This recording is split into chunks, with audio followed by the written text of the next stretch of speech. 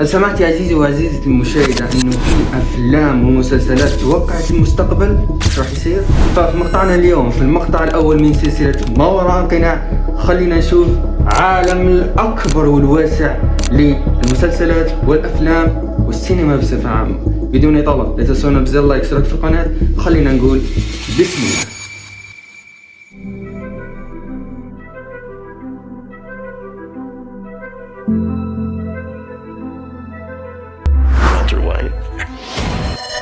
أول شيء راح نبدأ به عالم المسلسلات، عالم واسع. فخليني نعرفكم على أشهر المسلسلات وأعلى ترتيب من ناحية الموقع المشهور والعالمي اللي كلكم تعرفوه IMDb. خلينا نبدأ.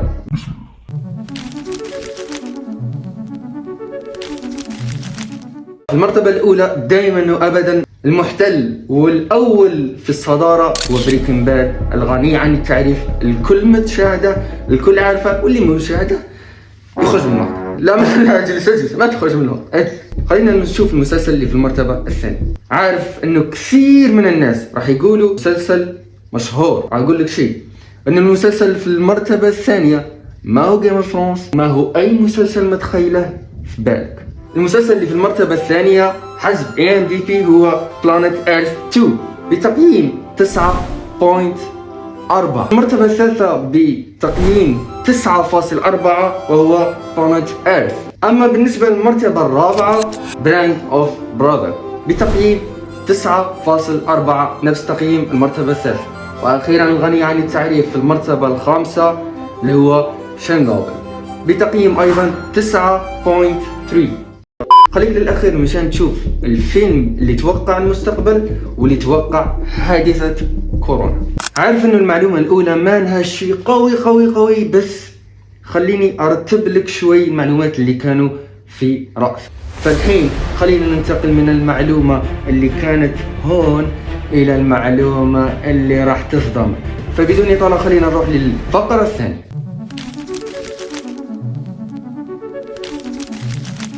سنة 2011 نزل فيلم اسمه Contagion. محتوى الفيلم كان عبارة عن أزمة طرأت وين؟ في الصين، بلد الأزمات. دائما أي أزمة تحدث، أي حادثة تحدث وتصير كل في العالم تحدث في الصين، المنبع تبعها الصين. كان يتكلم الفيلم عن فيروس جديد انتشر في العالم بكل، انتشر من الصين عن طريق اللمس، عن طريق السعال، أي شيء متعلق انتشار عن طريق اللعاب وعن طريق المصافحة. فهذا الفيروس في الفيلم سبب ذرع في العالم، أدى إلى إغلاق المطارات، المدن، الحجر الصحي والطرقات. جالس الحين تربط الفيلم بحادثة صارت في عالمنا كلنا عشناها، ما في شخص ما عاشها. هذا الفيلم Contagion تنبأ بحادثة كورونا بالضبط. الفيلم تنبأ بحادثة كورونا بنفس الأحداث، نفس الأشياء اللي صارت في 2022. حادثة كورونا اللي عشناها كلنا، الأزمة اللي عشناها كلنا، كل لقطة طلعت في الفيلم هي في الواقع عندنا عشناها في كورونا 2022، لدرجة أنه تطابقت المشاهد. والمرعب في هذا الشيء، تقول لي شكيب ما المرعب في المعلومة؟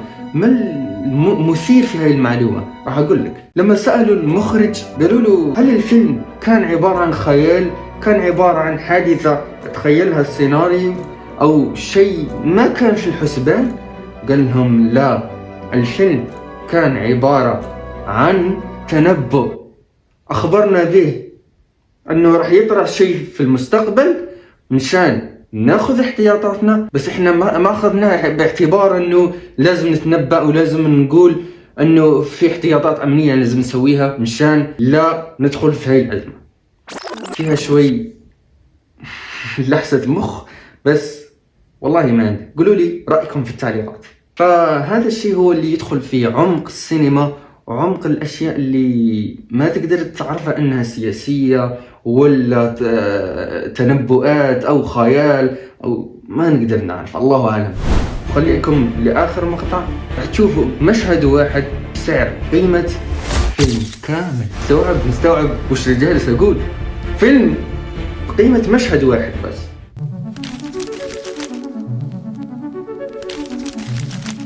الفقرة الثالثة راح نتحدث عن المشاهد الأغلى في العالم، اللي الفيلم قدر ب$3 مليون والمشهد قدر ب5 مليون دولار مثلا، مثال.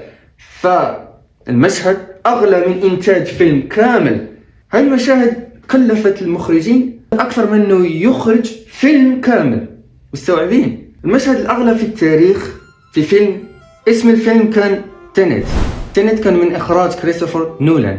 لما سألوا كريستوفر قالوا له يمكن أنك تستخدم مؤثرات بصرية عبر الحاسوب أو أي شيء مشان توهم المشاهد بس وما يكلفك كل هاي القيمة.